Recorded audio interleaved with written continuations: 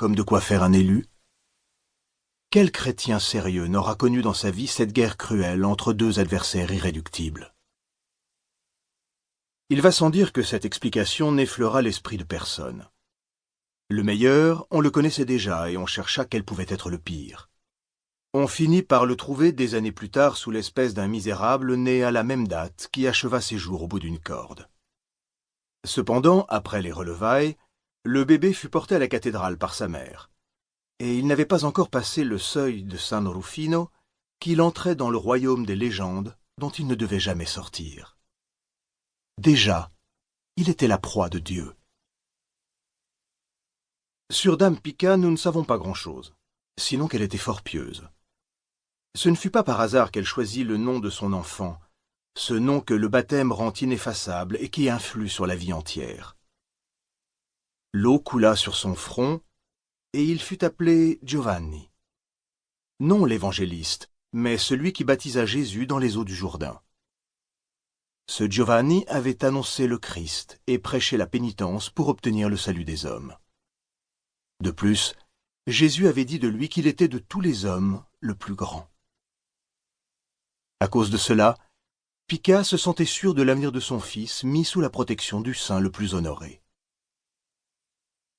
Les voisines de Pica la croyaient favorisée du don de double vue.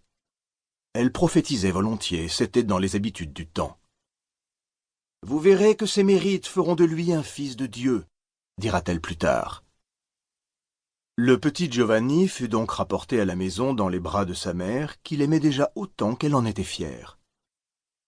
Il était gentil à voir avec son minuscule visage un peu blanc où brillaient de beaux yeux rieurs, mais il semblait chétif, et pendant toute son enfance devait être entouré de soins. Du temps passa, le père revint. Aussitôt commencèrent les difficultés, elles ne devaient jamais prendre fin. Pietro di Bernardone regarda son fils. Quand il apprit qu'en son absence on l'avait baptisé sous le nom de Giovanni, il entra dans une colère violente. Drapier de son état, il revenait de Champagne où il avait acheté des étoffes d'une qualité plus fine que les italiennes.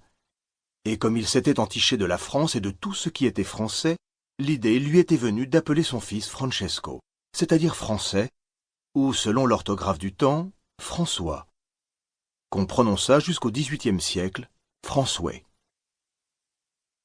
Sans être aussi mauvais homme qu'on l'a dit parfois, il n'en était pas moins impérieux comme le sont souvent les parvenus, et ce qu'il avait décidé faisait loi dans sa maison.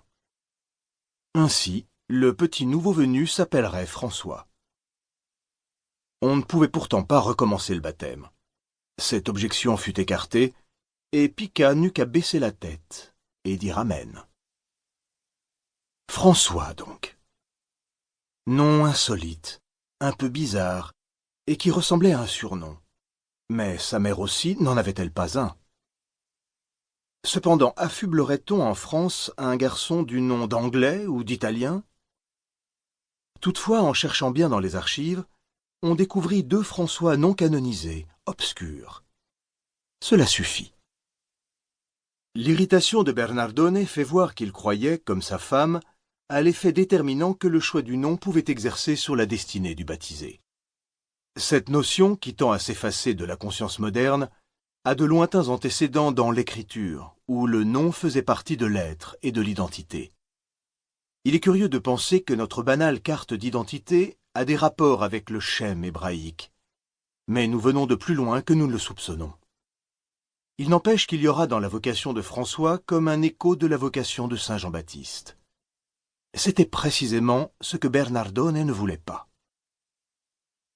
Si le drapier avait pu avoir des visions comme Pica, elles eussent été bien différentes. Déjà, il apercevait son garçon derrière le comptoir de sa boutique, vendant ses beaux tissus à une clientèle de choix et grossissant le tas d'or familial. Car Bernardone était d'une rapacité connue, et tout chrétien qu'il se croyait servait Mammon avec zèle. La maison qu'on lui donne aujourd'hui aurait pu passer pour celle d'un membre de l'aristocratie, outre les nombreux terrains qu'il possédait dans les environs.